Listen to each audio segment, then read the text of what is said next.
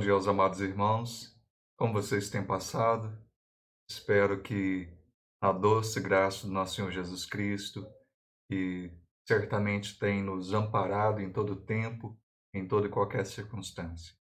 Vamos orar, vamos buscar o favor, a capacitação do Santo Espírito para esses momentos de edificação, esses momentos onde nós podemos meditar na palavra do Senhor.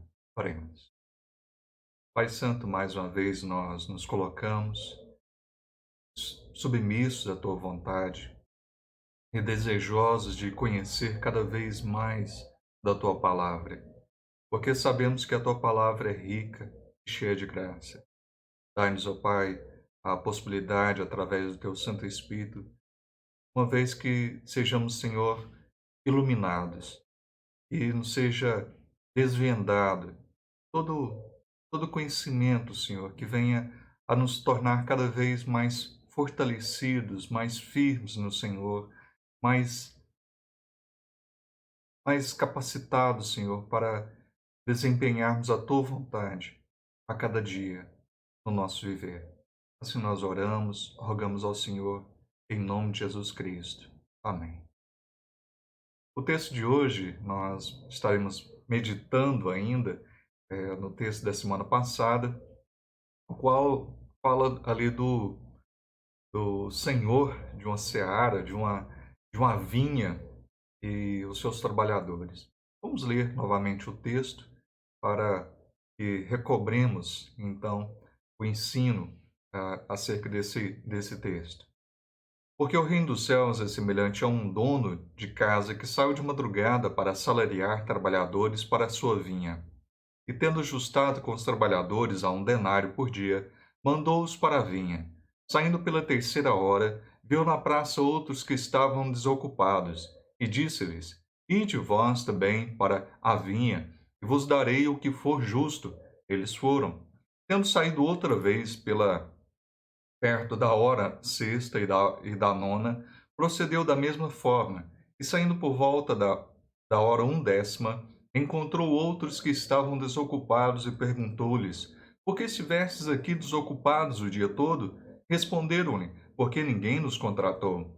Então lhes disse ele: Ide também vós para a vinha. Ao cair da tarde, disse o senhor da vinha ao seu administrador: Chama os trabalhadores e paga-lhes o salário, começando pelos últimos, indo aos primeiros. Vindo os da hora 1 décima, recebeu cada um deles 1 denário. Ao chegarem os primeiros, pensaram que receberiam mais, porém também esses receberam 1 denário cada um. Mas, tendo recebido, murmuravam contra o dono da casa, dizendo: Estes últimos trabalharam apenas 1 hora, contudo, os igualastes a nós que suportamos a fadiga e o calor do dia. Mas o proprietário, respondendo, disse a um deles: Amigo, não te faço injustiça. Não combinaste comigo 1 denário? Como que é teu e vai-te? Pois quero dar a esse o último tanto quanto a ti. Porventura não me é lícito fazer o que quero do que é meu? Ou são maus os teus olhos porque eu sou bom? Assim, os últimos serão primeiros, e os primeiros serão últimos, porque muitos são chamados, mas poucos escolhidos. Amém. Só uma curiosidade, né? Aliás, uma curiosidade que é necessária ao texto. As horas aqui que são faladas, de madrugada era de madrugada, mas uma hora aqui que não nos é familiar, né? Fala dessa, desse momento ali da hora terceira, da hora nona. Isso no nosso horário seria ali de madrugada mesmo, 9 horas da manhã, às 12 horas ou meio-dia, 3 da tarde, 5 da tarde. Então, seriam esses os horários. E esse senhor, então, o senhor da parábola, ele, parábola aqui dos trabalhadores na vinha, ensina algumas verdades desconcertantes para nós. Ele nos ensina o princípio da graça e o que é graça. Jesus, ao contrário, ao contar a parábola, começa a partir da comparação. O reino dos céus é semelhante. Então, o Senhor está comparando o reino dos céus com com essa parábola, essa história que facilita o entendimento de um ensino espiritual por demais profundo. O princípio aqui operante no reino dos céus não é o merecimento, mas a graça, o favor. Essa foi a lição que Cristo ensinou ali a Pedro. E nós poderíamos perguntar o que é merecimento. Segundo o dicionário Roais, dicionário, ele fala que merecimento é aquilo que torna alguém ou algo digno ou passível de receber prêmio ou castigo. Também aquilo que empresta valor a algo, aquilo que há de bom, vantajoso, admirável ou recomendável em alguém ou algo, importância, preço, valor. Também, em terceiro lugar, caráter, qualidade de quem, pelo valor, dotes morais ou intelectuais, é digno de apreço, de reconhecimento, capacidade, engenho, talento. E graça? Afinal de contas, o que significa graça? Também no mesmo dicionário, Roais, ele fala que é o favor que se dispensa ou recebe mercê dádiva. Ele dá a definição também teológica, que é o dom que Deus concede aos homens e que os torna capazes de alcançar a salvação. Também, favor ou benefício concedido por Deus a um fiel, boa vontade para com alguém, benevolência, estima. Então, são as definições desse dicionário. E nós temos essa dificuldade, então, de compreender a questão da graça e entender que graça é graça, não é por conta de merecimento, não é algo que estamos recebendo como um pagamento, mas hoje em dia e antes até desses nossos dias, começou-se essa noção tão errada de que Deus é obrigado, que Deus nos deve algo. E isso não é de forma alguma verdadeiro. Uma atitude de merecimento. Uma atitude de merecimento. Por que tropeçamos nessa parábola com tanta frequência? Porque achamos que merecemos algo de Deus, por cumprirmos algumas de suas ordenanças. Nós podemos até lembrar de outra parábola também, que é a parábola do filho pródigo, que quando este volta, o irmão fica realmente ali ressentido com o pai. E ele diz: Não, porque eu tenho trabalhado, tenho feito todas as coisas aqui, eu merecia algo, eu merecia. E o Senhor está fazendo isso tudo por esse que gastou todos os bens, viveu uma vida toda dissoluta, voltou, o Senhor o ama ainda. O Senhor demonstra esse amor com esse teu filho, nem chama ele de irmão. E assim não demonstra realmente a questão da graça, como é demonstrado pelo Pai. Então, quando nós nos colocamos na posição de trabalhadores, nossa atitude tenderá a ser essa. Quando nós achamos que somos trabalhadores e não filhos de Deus, nós tendemos a colocar-nos, se eu sou filho de Deus, então eu mereço. Não, não é assim. Achamos que Deus nos deve algo e muitos o lembram, né? Dos sacrifícios que fizeram, do serviço que foi feito. Mas o serviço que nós praticamos não é um serviço para recebermos algo. Na verdade, tudo que fazemos para Deus é uma demonstração de gratidão por tudo que fez e por tudo que tem feito.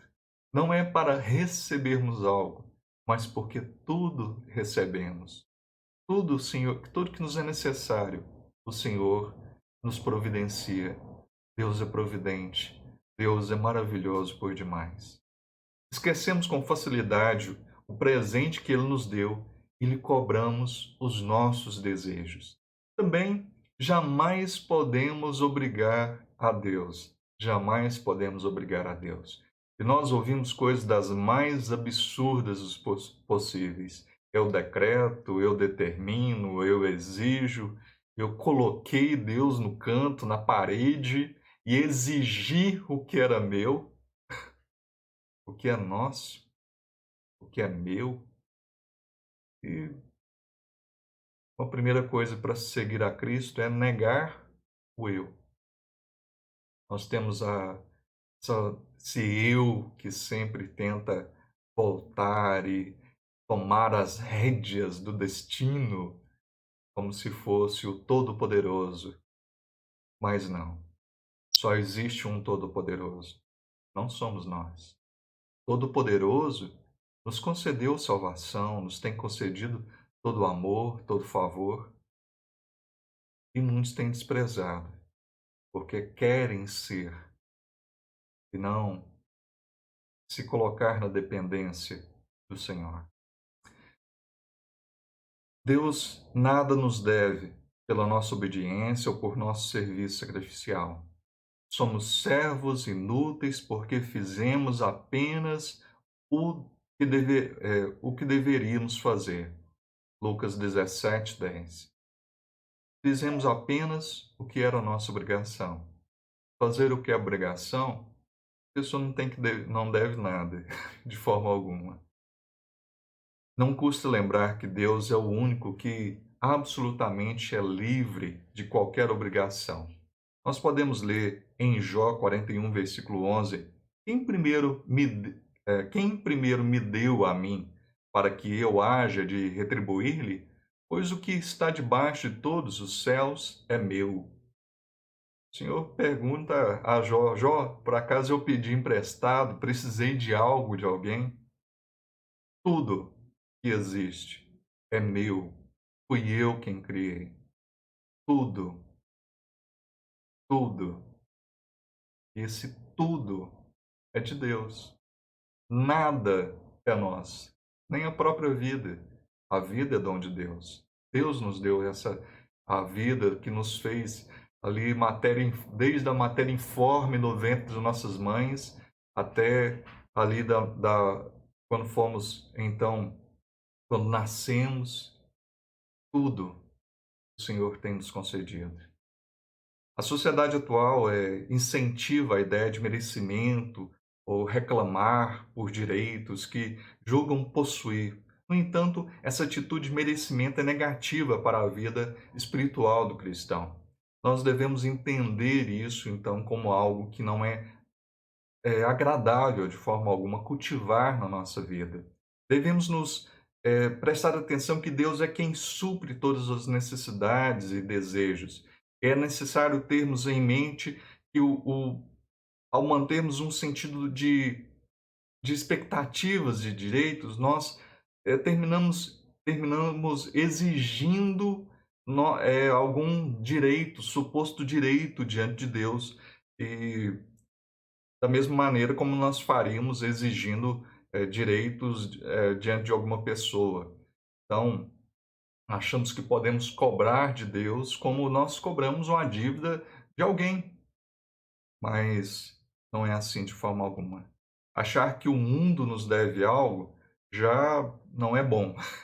Agora, achar que Deus nos deve algo é algo absurdo, louco, insano da parte de alguém, principalmente um cristão. Deus nos concede o que é necessário e jamais cede aos supostos direitos nossos, que alguns presumem ter, de forma alguma. Dar a Deus. Não podemos dar a Deus nada que primeiro Ele não nos tenha dado.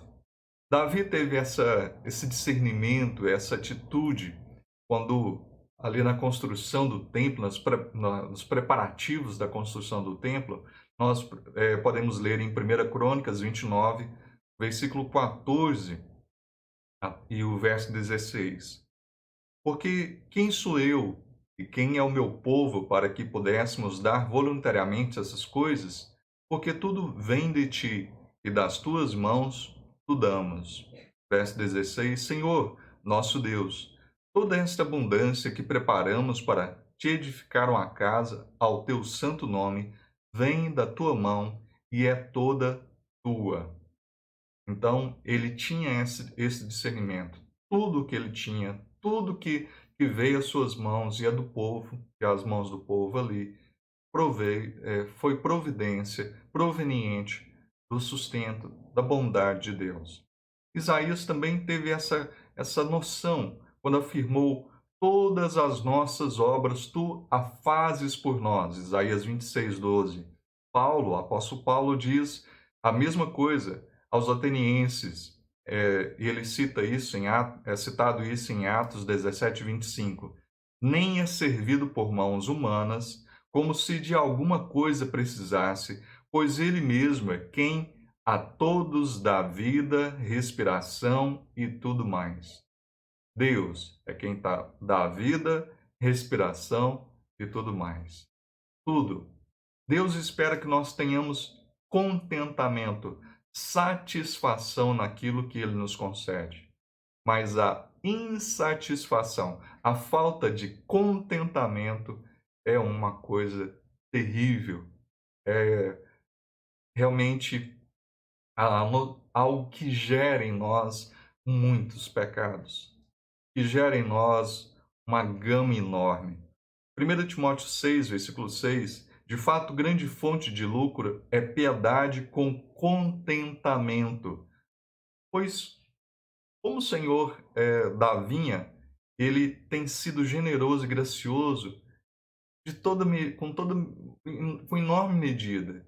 O nosso Senhor, que é o Senhor aqui da vinha que é mencionado, ele tem nos abençoado sobremaneira. Nós não merecíamos nada, nada. Nós temos que entender isso. A única coisa que nós merecíamos era o inferno, como já disse de outras vezes, mas o Senhor não nos deu, e isso é misericórdia. Ele não nos dá o que nós merecíamos, mas Ele nos concede o que nós não merecíamos: graça, o seu favor, o seu amor, a salvação. Nós não merecíamos nada disso, mas o Senhor nos concede. O Senhor nos concede isso e muito mais. Se nos tivesse dado somente a salvação, tivesse tido uma vida terrível de dificuldades nessa vida que nós temos, já teríamos tudo que seria necessário. Salvação. Não existe nada mais valioso e importante. Do que adianta ganhar o mundo inteiro e perder sua alma? Mas o Senhor nos deu a vida eterna com Ele, em Cristo Jesus. E ainda muitas outras coisas tem nos concedido. Porque o Senhor é um Pai muito bondoso, muito amoroso. Sim, pessoas orientadas pelo merecimento sempre querem mais e nunca estão contentes, nunca estão satisfeitas. Essa insatisfação é algo terrível. Creem que não estão sendo recompensadas com justiça e terminam por perder a esperança de recompensa. Por outro lado, pessoas orientadas pelo contentamento estão sempre alegres e felizes. As pessoas que sempre estão contentes com pouco ou com muito, com, seja lá com que situação. Paulo diz, né, ser estar satisfeito, tanto ser honrado quanto humilhado, ser estar na fartura ou na escassez, em toda e qualquer situação. Sou grato a Deus, sou grato a Deus. Nós temos que desenvolver essa noção de gratidão. Essas pessoas sabem que não dependem de merecimento algum, mas da graça infinita e do propósito soberano do nosso Senhor.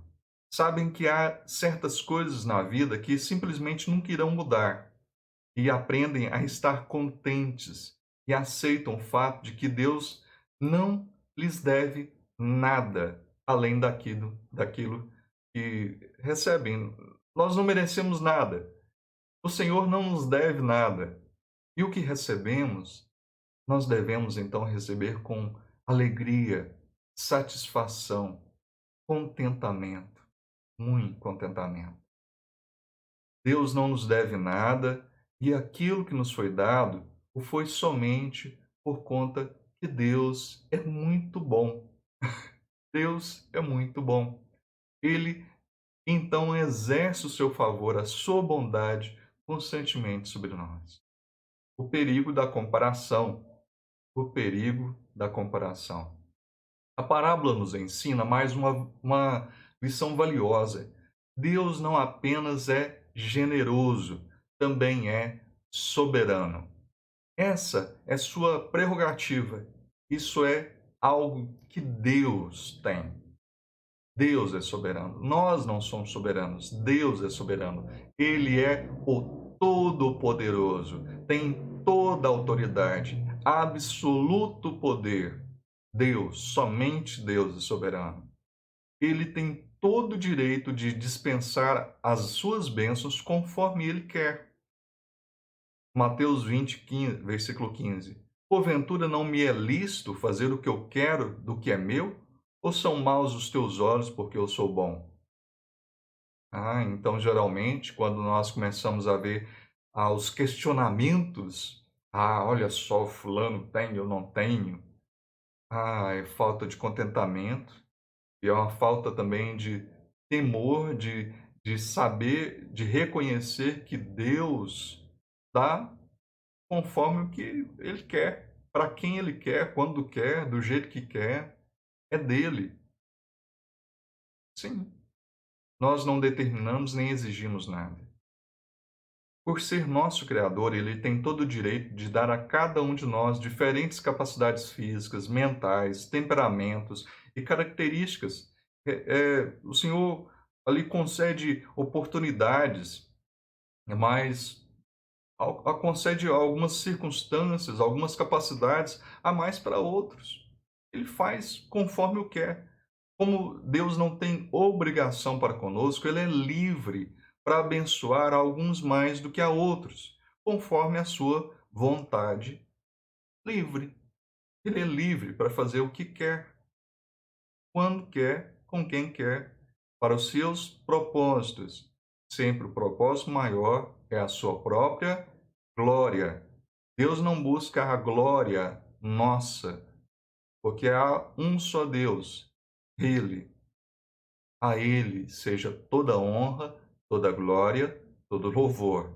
Então nós não devemos imaginar que Deus existe para nos satisfazer, senão nós seríamos, Deus seria um servo e nós seríamos senhores. Não, Deus não é um gênio da lâmpada, não é um servo, não. Deus é Deus. Deus é Deus. E nós devemos nos lembrar disso. Sentimos inveja, sentimos o mesmo que os trabalhadores ali da vinha sentiram. Aqueles que trabalharam um dia inteiro, que chegaram logo cedo e percebem que outros que trabalharam tão pouco receberam a mesma quantia. E nós começamos então a questionar, a questionar a bondade daquele Senhor, a bondade daquele que chamou ali que não necessitava, na verdade, de outros trabalhadores, mas porque sabia que aqueles ali precisavam também de ter o recurso para se alimentar, ele os chama. Ele não os chama porque precisava, ele os chama porque ele era bom. Ele não precisava de ninguém, mas sabia que eles precisavam do seu favor. O Senhor nos chama para um serviço, não porque precise de nós, mas porque nós precisamos do Senhor. Nós temos a honra, o privilégio de sermos cristãos, de sermos servos de Deus. Deus poderia agir de outra forma, mas Ele quis nos dar esse privilégio. E tantos outros, por sermos seus filhos. Nós devemos, então, ter o discernimento adequado. Todos querem graça, mas é impossível gozá-la com uma atitude de comparação, de começar a comparar. Todos querem o favor de Deus, mas essa questão de comparação é maléfica. Se quisermos ser bem-sucedidos em viver pela graça, temos de entender o fato de que Deus é soberano ao conceder, ao dispensar seu gracioso favor e não nos deve explicações. Nós não precisamos, Deus não precisa de nos explicar o porquê das coisas. Porque ele é Deus, ele faz o que quer. E provavelmente nem nós entenderíamos ali a explicação. Nós temos que compreender então, o Senhor é Deus, o Pai nosso que estás nos céus, a Ele é honra, glória. Nós somos filhos, pequeninos. Nós não compreendemos a obra grandiosa da majestade do Todo-Poderoso. Muitas coisas o Senhor não nos vai explicar. E nós temos que estar satisfeitos, devemos estar submissos, devemos estar contentes no Senhor. Sim, Romanos 11, 33 e 34.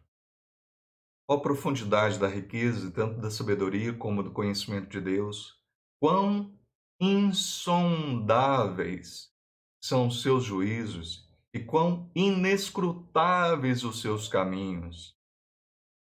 Quem, pois, conheceu a mente do Senhor? Verso 34. Ou quem foi o seu conselheiro? Ou quem primeiro deu a ele para que lhe venha a ser restituído? Verso 36. Porque dele e por meio dele e para ele são todas as coisas. A ele, pois, a glória eternamente. Amém. Sim. A menos que queiramos ouvir dele, amigo, não te faça injustiça, devemos entender mais sobre a graça, demonstrarmos satisfação, sim, e não questionarmos, e não acharmos que Deus é injusto por agir de uma forma diferente, ou conceder alguma coisa diferente ou a mais para outro nosso irmão. Devemos estar contentes, estarmos contentes, felizes. Até é uma das características ali do amor. Não há ciúmes, não há inveja. Ele tem contentamento, satisfação, alegria com a pessoa que está ali sendo favorecida. Não se ufana, não tem aquele sentimento buscando se ensoberbecer. Não. Deveríamos ler mais esse texto e tantos outros. Erramos muito porque não lemos muito pouco as Escrituras e meditamos muito pouco nelas. Em último lugar, as promessas de Deus.